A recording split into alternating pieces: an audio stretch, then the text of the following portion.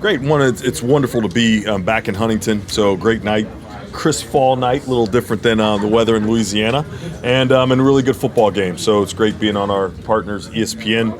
Kind of one of the only college games on, and it's been a great game so far. So great to be here, and thanks for all of you being here.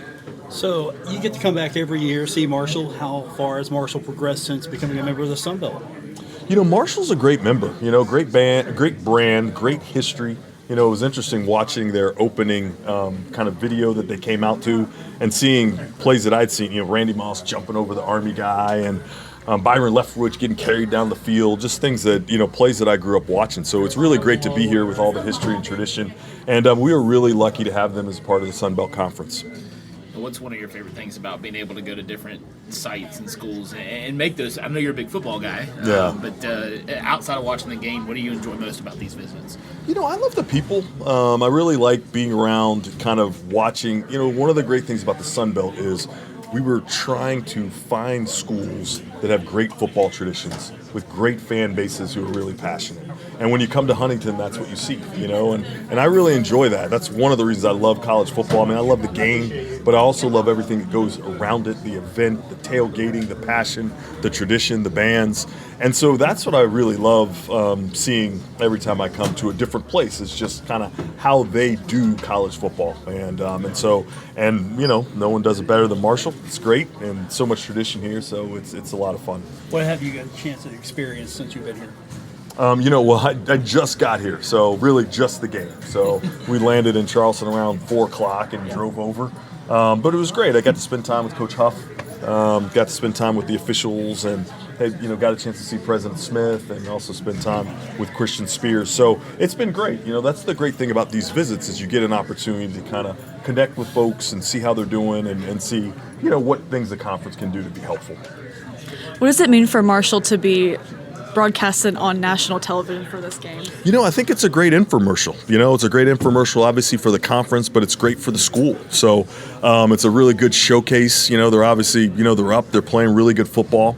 And so I think having this opportunity, one of the things about Saturdays is Saturday football is so crowded from a linear TV perspective.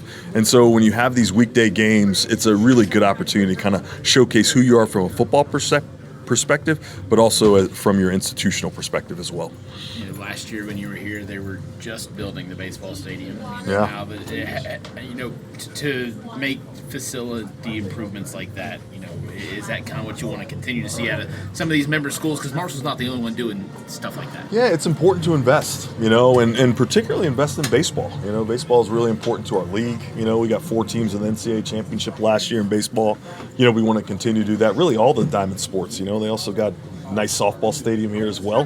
Softball's a really important sport for us, so we really want to continue to invest. When you think about the Sun Belt last year, we had 37 programs either play in the NCAA championship or in a bowl game. So that's the most of any of our peer conferences, and we want to be good at everything. Certainly we invest in football, and that's important to us, but athletics generally are important, and we want to be good across the board. Obviously, the Sun Belt has a chance to have one of those playoff spots this year because of the change in format. Do you feel good about the Sun Belt's opportunity, this year, given what you've seen so far this first half of the season? I really do. We've got some teams that can certainly compete in that space. It's wide open right now, and so we're just happy to have the opportunity. The fact that CFP expanded really gives us a legitimate opportunity to participate in that, and so we're just fired up with the new kind of process for the CFP, the fact that we have a legitimate chance to participate, and we certainly have some teams that, if we're fortunate enough to get there, can do some damage in the college football playoff. I know it's early in that process, but what have you learned so far from it, trying to figure out how to best set the league up for that success? Yeah, I think it's really hard when you've got to be perfect, right? And so I think that's the one challenging thing is to figure out, how do you schedule kind of in this new environment? And I think that we'll continue to learn kind of that process in terms of how to build the best schedule to position us in the best ways. But I think it's so early. I think we've got a lot to evaluate once we get through this first year and see what kind of adjustments we need to make to better position ourselves. Basketball season right around the corner. Just finished up media days for that whole crew. Yeah. What excites you about both basketball on the men's and the women's side coming Yeah, up? I think building off the success we had last year, we had 2 top 75 teams from a net standpoint, multiple top 100 teams, certainly on the men's side, and then we won a game in the NCAA tournament, which is what our basketball strategic plan is about, is positioning us that way. I think on the women's side, we need to get a little better.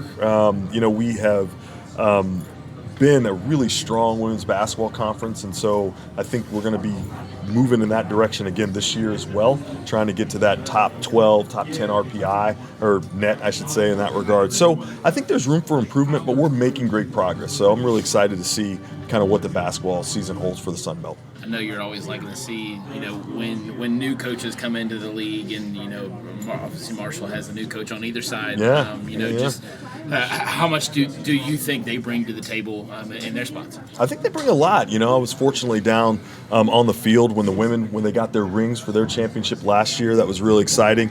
Got a chance to talk to their new head coach, and so you think about winning a conference championship last year, such a great accomplishment for Marshall women's basketball, and a great chance to kind of build off of that. And certainly their men's team has had some success as well. So I think that, like I said earlier, Marshall has a great brand, and so I think the league is better when Marshall is good, and that's really in all sports. And certainly they made some good hires, and we're looking forward to see how well they do in their new positions. How has soccer helped propel this league? Because a few years ago, that was something that didn't exist. Marshall comes in the league, and you have an opportunity, and now it's just taken off. How has that helped propel the brand, not just for men's soccer, women's soccer, but the league as a whole?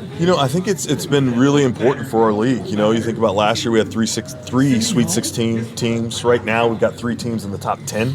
About to have really a top 3 clash when Marshall and West Virginia kind of play later, and so I just think soccer is really important. Last year we got 5 teams in the NCAA tournament. We're expecting something similar this year as well, and we've been really good. And Marshall has been a big part of that. Really, the state of West Virginia, right? Because West Virginia has been good as well, but Marshall has been a big leader in that.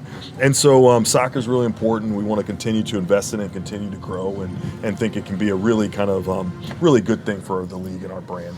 And outside of football and basketball, is there another sport that maybe you're seeing that could be a potential growth opportunity here in the near future? Yeah, I think women's soccer, we had multiple teams in the NCAA tournament last year.